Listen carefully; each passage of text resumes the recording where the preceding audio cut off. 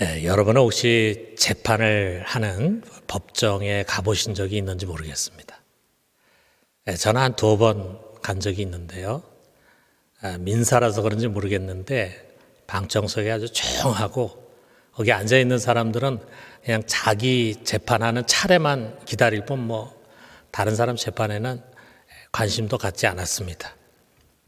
자, 그런데 만약에 우리가 시국 재판이라고 한번 생각을 해봐요.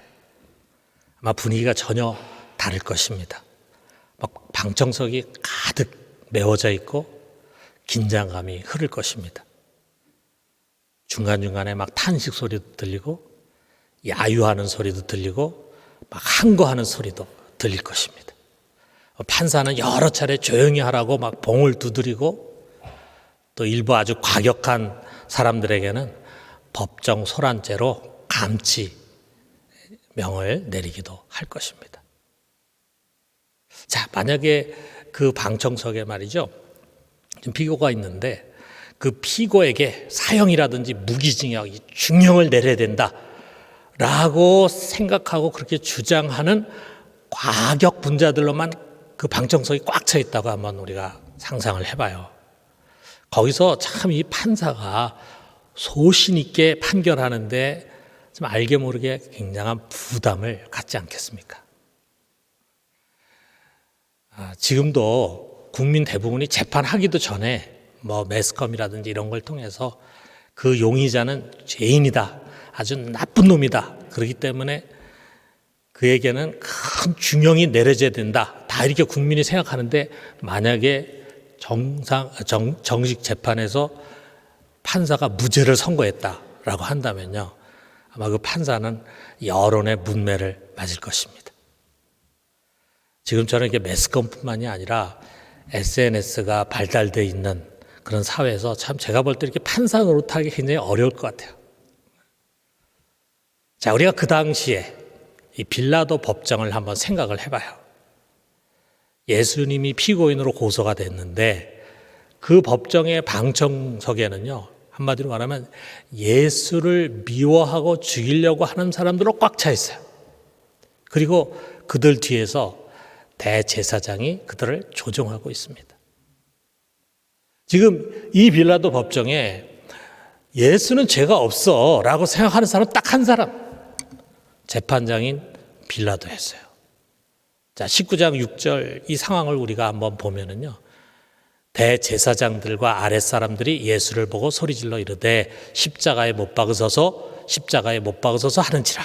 빌라도가 이르되 너희가 친히 데려다가 십자가에 못 박으라. 나는 그에게서 죄를 찾지 못하겠노라.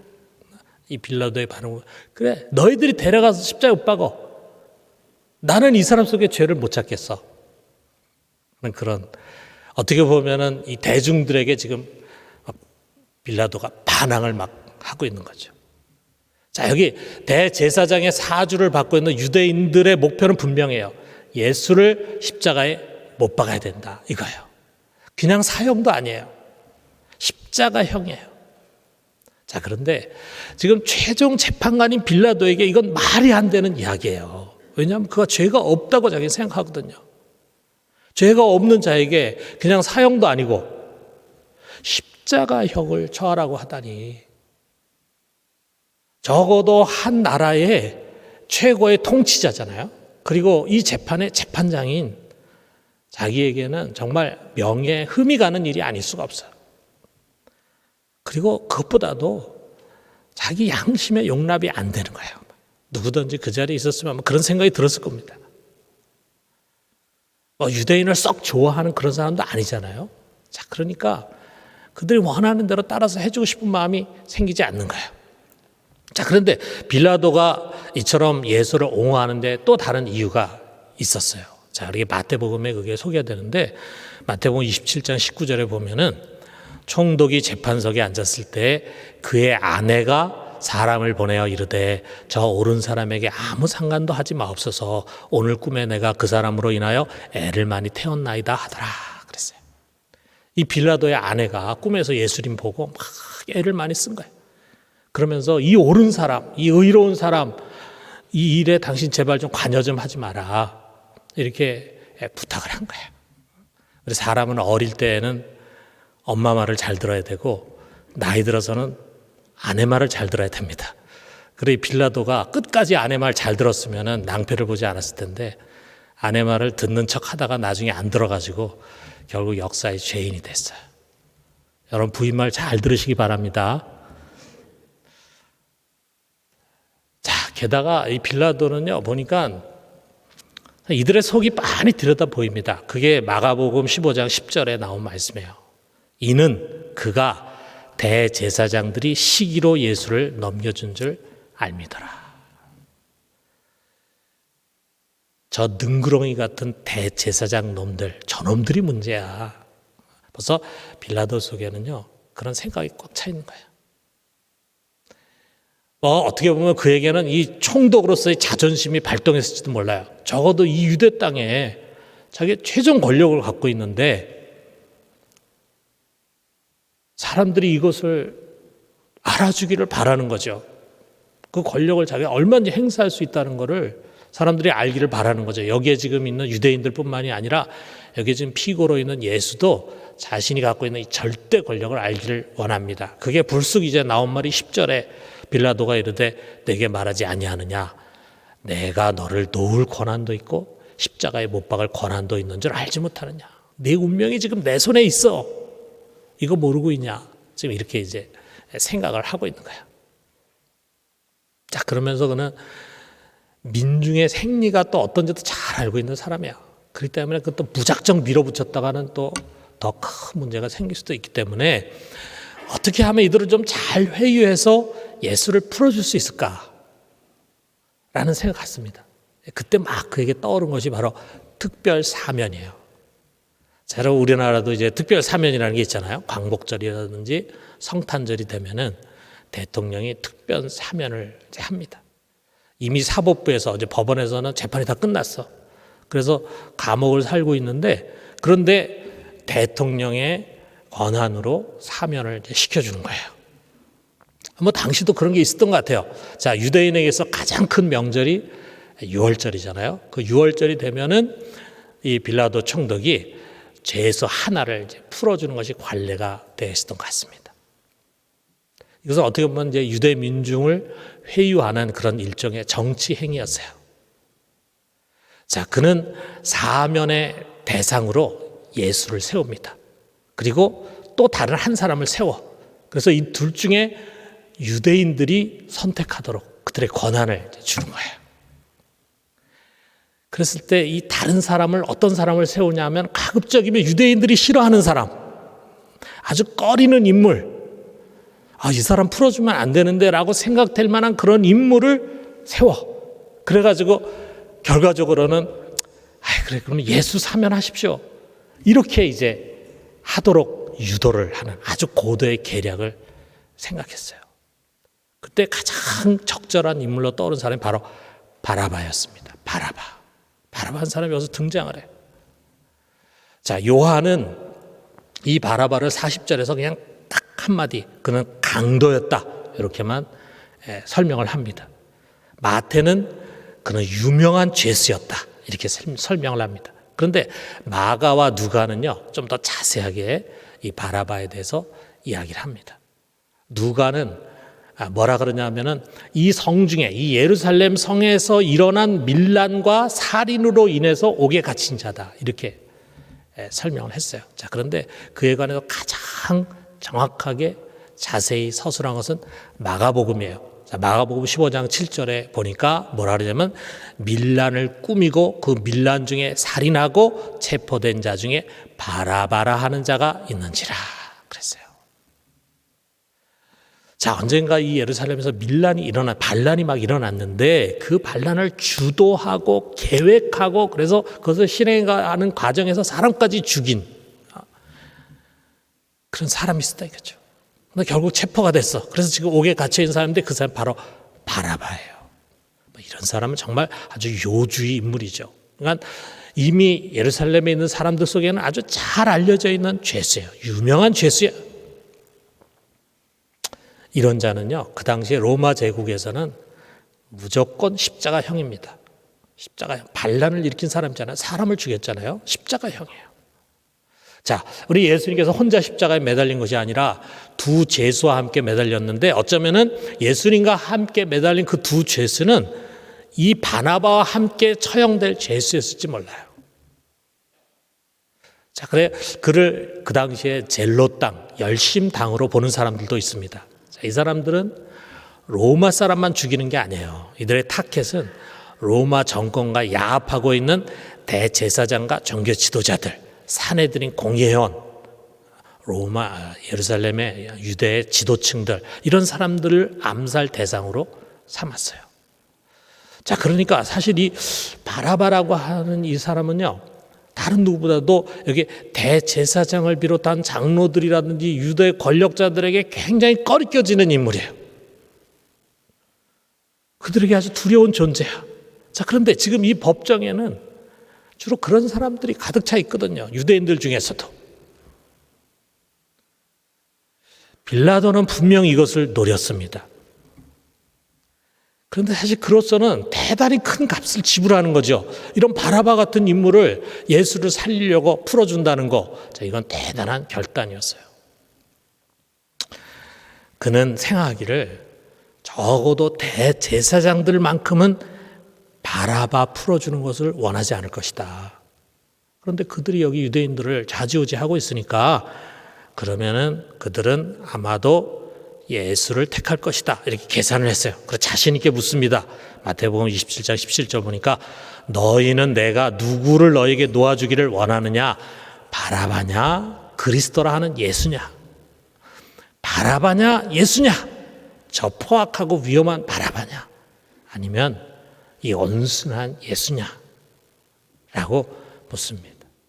자, 그러나 이미 대제사장과 장로들의 충동을 받은 유대인들은 아주 단호하게 대답합니다. 40절에 보니까 이 사람이 아니라 바라바라 그랬어요. 빌라도가 깜짝 놀랐습니다. 자기 생각이 완전히 잘못된 거예요. 그래서 뭐라 그러냐면 어찌 믿냐? 도대체 예수가 무슨 악한 일을 행했단 말이냐? 라고 따지지만 소용이 없었습니다. 그러자 이 빌라도는요, 두 번째 카드를 꺼내들었어요. 그는 군사들에게 명해가지고 예수를 데려가서 채찍질을 하라 그랬습니다. 19장 1절에 보니까 이에 빌라도가 예수를 데려다가 채찍질 하더라 그랬어요. 자, 빌라도 법정 앞에 가면은요, 그 법정 입구에 여기에 있는데 여기 지금 빨간 걸로 동그라미 친 게 요한복음 19장 1절 빌라도가 예수를 데려다가 채찍질 하더라. 라틴어로 되어 있는 거예요. 자, 한 줄로 되어 있지만 이거는 이 건물 안에서 가장 두려운 형벌이었어요. 사람들이 이걸 너무 무서워했어요. 자, 로마의 채찍질은 정말 잔인하기로 유명했습니다. 그 채찍은 가죽으로 만든 채찍인데요. 그걸로만 맞아도 정말 기절할 정도로 아프고 피 흘리고 이렇게 하죠. 그런데 그 채찍 끝에 날카로운 뼈 조각 또는 납덩어리가 달려 있었어요. 그래서 군인들이 그것을 세차게 후려치면은 막 살점이 떨어져 나가고 막 핏줄이 터졌습니다. 그래서 여러분 아마 패션 오브 크라이스트라는 영화에서 제일 인상적인 게 그 빌라도의 뜰에서 예수님이 채찍질 당하는 장면이 너무너무 잔인하고 그러잖아요. 예수님 전체 피범벅이 되는 모습. 자, 그래서 3세기 교회 사가인 유세비우스라고 하는 사람이 이 로마의 채찍질의 처절한 모습 이렇게 묘사했어요. 고통받는 자의 혈관이 훤히 드러나고 희생자의 근육과 힘줄 창자는 찢겨져 속이 드러나 보였다. 아주 심하게 채찍질 당한 사람의 모습을 그리고 있는 거겠죠. 정말 우리가 상상만 해도 끔찍한 일입니다. 정말 예수님의 몸은 아마 이 채찍질로 인해서 패션 오브 크라이스트에 나온 것처럼 그야말로 피범벅이 되었을 것입니다. 자, 거기서 끝나는 게 아니라 군인들이 이제 그를 함부로 대하는데 가시나무로 면류관을 만들어 가지고 그 머리 위에 씌워요. 잘 안 들어가니까 꽉 누르니까 어떻게 해요? 피가 이제 막 흐르겠죠. 그리고 자색 옷을 입히면서 왕이여 하면서 그를 조롱하고 비웃습니다. 그리고 피가 흐르는 머리를 갈대로 이제 내리치는 거예요. 그리고 뺨을 손으로 막 때렸습니다. 자, 이 정도 되면은 누구나 몸과 마음이 만신창이 되고 맙니다. 그렇잖아요? 자, 이런 비참한 몰골로 주님은 다시 법정으로 끌려왔어요. 자, 그런데 이게 바로 빌라도가 유대인들에게 보여주고 싶은 것이었어요. 자, 온몸에 그리고 머리에 피가 줄줄줄 흐르고 상처투성이 아주 비참한 몰골로 갑자기 확 변했잖아요. 자, 그런 모습 보면은 대중 속에 동정심이 일어나기 마련이죠. 아우, 야, 그래, 더 이상 못 봐주겠다. 그냥 이 정도로만 하자 하는 그런 여론이 이제 형성이 되면은, 그러면은 여기서 이제 형벌을 끝낼 수가 있잖아요. 죽이지 않고. 이게 빌라도의 마지막 카드였어요. 그런데 이 마음이 굳어질 대로 굳어지고 목이 곧은 유대인들은요, 변함이 없어 단호합니다. 십자가에 못 박으소서 하고 또 격렬하게 연호를 하는 것입니다. 결국 예수를 십자가에 매달려고 한 그 유대인들의 뜻을 빌라도가 꺾지 못한 채 재판 2라운드가 끝나게 되는 것입니다. 자, 여러분, 우리는요, 여기 지금 이 스토리에서 갑자기 등장을 한 바라바라고 하는 사람의 주목을 해봐요. 자, 이 바라바라고 하는 이 이름의 뜻이 뭐냐면요, 바르라고 하는 것은 아들이라는 뜻이고, 아빠라고 하는 것은 우리도 아빠라 그러잖아요. 아빠, 아버지라고 하는 뜻이에요. 이 두 개 합쳐져서 아버지의 아들이라고 하는 그런 뜻이에요. 자, 우리가 보통 바르라고 하는 바디메오 그러면은 디메오의 아들이라는 뜻이거든요. 자, 그런데 이거는 아버지의 아들이야. 좀 특이한 이름이죠. 아버지의 아들 아닌 사람이 누가 있습니까? 자, 그런데 지금 이 빌라도 법정에요, 두 사람이 섰잖아요. 하나는 바라바, 하나는 예수님이 나란히 서 있습니다. 한쪽은 인간 아버지의 아들이에요. Son of Father예요. 근데 다른 한쪽은 하나님 아버지의 아들이에요. 대문자로 써가지고 Son of Father입니다. 이 두 분이 서 있는 거예요, 지금. 자, 거기서 우리 바라바를 생각하면요, 그 바라바의 아버지 아들인데 그 아버지의 뿌리로 거슬러 올라가면은 그 아버지에서 쭉 올라가면 맨 꼭대기에 누가 나오겠어요? 누가 나옵니까, 여러분? 아담이 나오는 거예요. 아담, 그가 죄를 지음으로 말미암아 죄가 그를 통해서 우리 가운데 들어왔어요. 우리 모두가 다 아담의 후손입니다. 그런데 그 아담의 죄가 아담에서 끝나는 것이 아니라 아버지들을 통해서 자녀에게 유전이 되는 거예요. 유전. 태어나면서부터 이미 죄성을 가지고 우리가 태어나. 그래서 그 아버지의 아들 바라바에게까지 내려왔습니다. 그는 평생 죄를 범하는 거예요. 죄와 더불어 살아가는 거예요. 그러더니 결국에 가서는 나중에 성인이 돼서 사람을 죽인 유명한 강도가 되고 십자가형에 처할 중죄인이 되고 말았어요. 그는 얼마 뒤면은 처절한 채찍질을 이제 당할 거예요. 그리고 그와 비슷한 강도 둘과 함께 십자가에 못 박힐 것입니다. 그 저주받은 나무 위에서 자신을 태어나게 한 아비를 저주할 만큼의 어마어마한 고통 속에서 그는 서서히 죽어가게 되는 것입니다.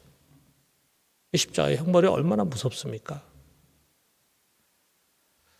그가 행한 죄에 대한 벌을 받는 것이고 그 죄값을 치르는 거예요.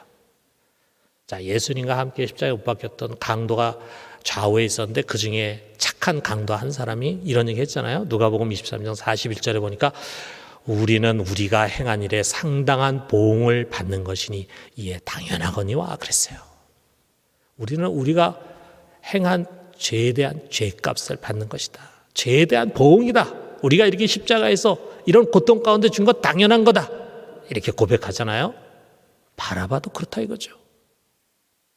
이것은 바라바의 운명, 죄인 바라바의 운명에 누구도 바꿀 수 없습니다. 그런데 어느 날 갑자기 그가 옥에서 호출이 됐어요. 그리고 유대인들이 꽉 차 있는 빌라도 법정 앞에 자기가 전혀 알지도 못하는 한 사람과 같이 섰습니다. 총독이 바라바냐 예수냐 하고 소리쳤어요. 그랬더니 사람들이 다 자기를 향해서 손가락질을 하면서 바라바라고 연호를 합니다. 바라바는 이게 도대체 무슨 일이야? 이유를 알 수가 없는 거죠. 그러더니 갑자기 빌라도로부터 사면 선고를 받았어요. 그럼 풀려났어요.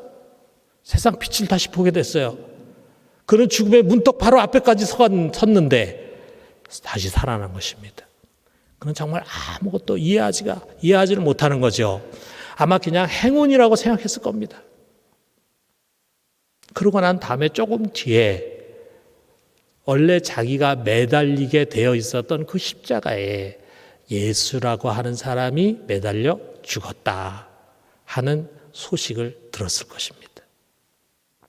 자, 우리 스웨덴에 라게르크 비스트라고 하는 유명한 작가가 있어요. 이 사람이 이 인물을 주제로 해가지고 바라바라고 하는 제목의 소설을 썼고 그 때문에 1951년에 노벨 문학상을 받았습니다. 자, 그리고 그것을 가지고 이제 1961년에 바라바라고 하는 영화를 만들어 상영을 했습니다.